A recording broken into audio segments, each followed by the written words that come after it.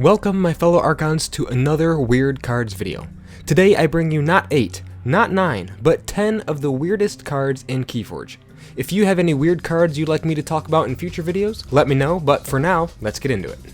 First off, we have a Sanctum card from Dark Tidings, Trial by Water.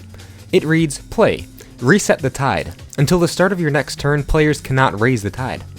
This one is interesting because it's the only card in the game that resets the tide. There are cards that raise or lower the tide, but this is the only one that sets it back to neutral. The fact that the players can't raise it again until the start of your next turn can really throw a wrench in the works for your opponent, since they may depend on the tide being high, or on the act of raising the tide, to take you off check or prevent you from making forward progress. It's almost like raising the tide without actually taking the tide, simply negating any tide effects the opponent was relying on. I think Trial by Water is a useful tool to have in your deck, and playing it with good timing can actually make it quite powerful. Next is Psychic Bug, a rare Logos creature that only appeared in one single set, Call of the Archons. Interestingly, it gives you an Ember when you play it, and reads, play Reap, look at your opponent's hand. And that's it, you just get to straight up look at your opponent's hand. I cannot express to you how incredibly valuable that information can be. It gives you key insight into your opponent's game plan and allows you to plan accordingly for future turns. Perhaps you're wondering how a card like Psychic Bug could exist when there are other cards like Brain Drain, which not only lets you look at the opponent's hand, but also lets you put a card from that hand back on the drop pile. Sure, Brain Drain's effect is better, but Psychic Bug's effect is repeatable. If Psychic Bug isn't dealt with, you can look at your opponent's hand over and over again by reaping, and that has potential to put them at a distinct disadvantage, even more so if you have the cards to counter their upcoming game plan. Either way, Psychic Bug is a super cool and weird card, and I would love to see him come back for future sets. Our third card for this video is one of my favorites from House Dis, Truebaru. This wild creature has taunt and reads, you must lose 3 Ember in order to play Truebaru. Destroyed, gain 5 Ember. Ultimately, it's a net gain of 2 Ember, but comboed with the right cards, you can actually manipulate Truebaru in some pretty neat ways, more so in Mass Mutation than in Call of the Archons. In Coda, Hecatomb was a decent card to go with Truebaru, but there were many more options in Mass Mutation, such as Implosion or Wail of the Damned. One of Truebaru's best combo pieces, however, is Ritual of Tognath, giving you 3 Ember upon play, essentially negating the 3 Ember loss from playing Truebaru, then allowing you to destroy 2 friendly creatures. Ideally, one of these creatures will be Truebaru, with the second being one of the many Disc creatures that have a great destroyed effect, such as Bribble or any of the Fiends. The worst thing that could possibly happen after you play Truebaru though, is if the opponent puts it back in your hand, making it so you practically lost 3 Ember for no reason, and you need to lose another 3 just to play him again. For this reason, among the fact that you need to pay to play him, he actually ends up being a discard a lot of the time. Next up is Mimic Gel, a Worlds Collide exclusive Logos creature. Like Bikaroon having X power, Mimic Gel is odd for it being the only creature with 0 power, and it reads, Mimic Gel cannot be played unless there is another creature in play. Mimic Gel enters play as a copy of another creature in play, except it belongs to House Logos. Clearly, this creature's versatility is pretty exceptional, especially with lots of high-value creatures on either side of the board.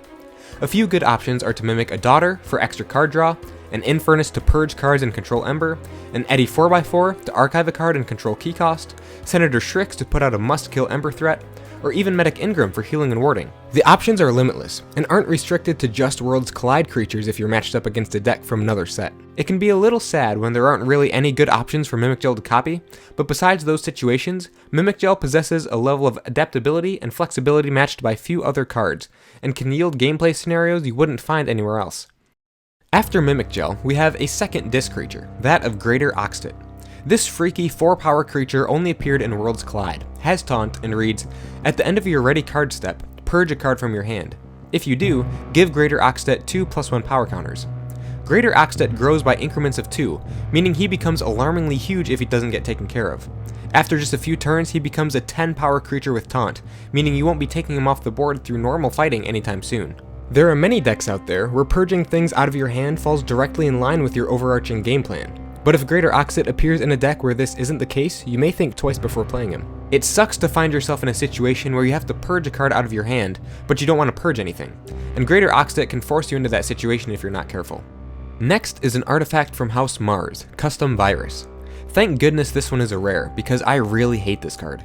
It reads, Omni, destroy Custom Virus. You may purge a creature from your hand. If you do, destroy each creature that shares a trait with the purged creature. The biggest problem I find with this card is that if you're purging a creature from your hand that you drew from your deck, chances are it's mostly your creatures who will be sharing a trait with that card you just purged. In that case, you'll be destroying mostly your own creatures. Sometimes your deck may share houses with your opponent's deck, which may increase Custom Virus's effectiveness a little, but overall, it's really just a pretty useless artifact. Let's move back into House Logos with another artifact, Animator from Mass Mutation. It reads, Action. Move an artifact to a flank of its controller's battle line. For the remainder of the turn, it is a creature with 3 power that belongs to the active house. It leaves the battle line when it's no longer a creature. The first use of Animator that comes to mind is to make an opponent's artifact into a creature and kill it, thus destroying the artifact. That's definitely a valid use, especially if the opponent has some high value or game warping artifacts under their control, but Animator can go so much deeper than that. If you make one of your own artifacts into a creature, the potential spreads from there. You could capture a whole bunch of Ember onto the animated artifact. Then, once you end your turn, it becomes a regular artifact again, and all that Ember is just gone from the game. Overall, Animator has a lot more depth than it initially presents, and it can be a lot of fun.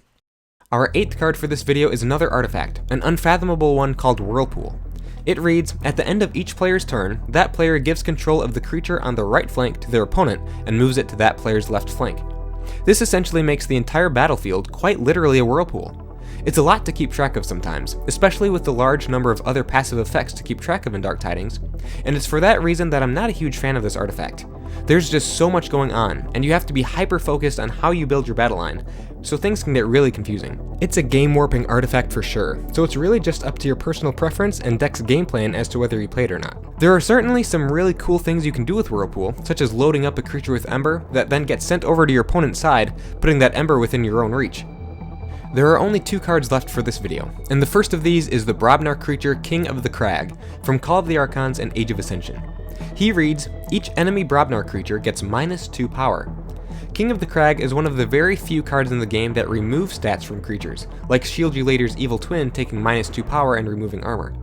The problem with this card is that it depends on the opponent having Brobnar in their deck for it to have any meaningful effect. If that condition isn't met, however, it's just a 7 power creature on your side of the board, which is still somewhat substantial, honestly. However, when King of the Crag is faced up against other Brobnar creatures, it can actually be quite a large problem for your opponent. 5 power Brobnar creatures like Cowfine and Foozle are suddenly only 3 power. Bigger creatures like Troll are now only 6 power. And Brobnar creatures with 2 power, like Little Rapskull, can't even be played because they'll just be destroyed instantly. King of the Crag certainly isn't the most effective of cards, but it's still unique, and in the best case scenario, he can be a real problem for your opponent to deal with. The final card for this video is Ortannu the Chained from House Dis. This is one of those special rarity cards that always comes together with a couple other cards, in this case at least 2 copies of Ortannu's Binding. Ortannu himself reads, Reap. Return each copy of Ortannu's Binding from your discard pile to your hand. For each one returned this way, deal 2 damage to a creature with 2 damage splash. Ortannu's Binding reads, Play. Deal 2 damage to a friendly creature. So when you have a deck with these cards, you want the bindings to come first, so then later on, Ortannu can reap and return them to your hand. Dealing damage to your own creatures doesn't really sound like a good thing, but there are plenty of creatures that can take the damage and you won't be worse off for it, such as Scullion, Dust Imp, or any of the Yerks, and those are just disc creatures. You'll also get an Ember for playing the bindings, so when Ortannu returns them back to your hand, you not only get an Ember for playing them again, but you also get to deal mass damage to the opponent's creatures. This damage combos quite well with cards like Misery Exploit and Entropic Manipulator. Overall, I don't think Ortannu is nearly as much of a success as other special cards such as Time Traveler and Help from Future Self, or Vellum and Hide, but he's still neat to find in decks nonetheless for that chase value. And those are another 10 of the wackiest cards in KeyForge. Let me know your thoughts on these cards in the comments and which cards you'd like to see covered in future videos. Thank you all so much for watching, and I can't wait to see you all again in the next one. See you later.